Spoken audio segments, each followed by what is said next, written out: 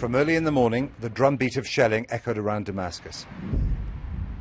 It was going out of the city centre from the regime's positions into the rebel-held suburbs. It delayed the start of the final day of work in Syria for the UN chemical weapons inspectors.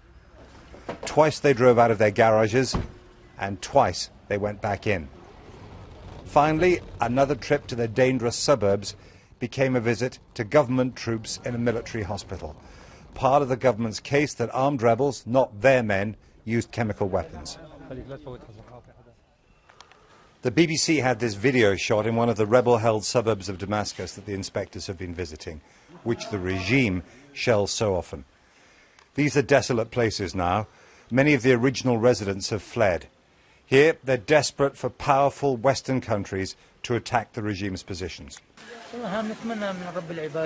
We pray for an American attack and that Obama acts on his words. I support a military strike with all my heart.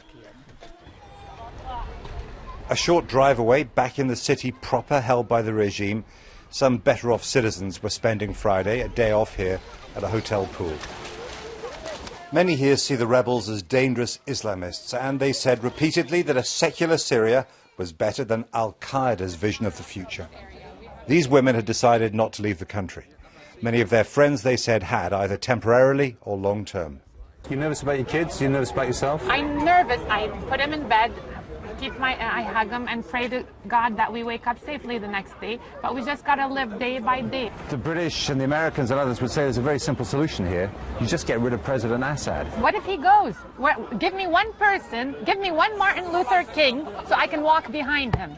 Give me one that says, I have a dream to make Syria like this, and I'll be the first person behind him in this revolution.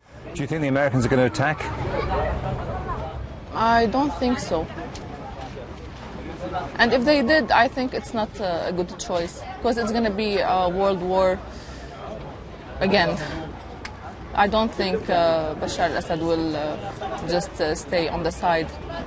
They would fight back, and that's their right. It's remarkable how quiet Damascus can feel, despite the shelling and the fear caused by the threat of an American attack. Supporters of the regime are relieved and pleased that Britain now won't be part of any attack. But they've got TV and the internet, and they've heard what President Obama has to say, and they have no illusions about what the Americans might do. Jeremy Bowen, BBC News, Damascus.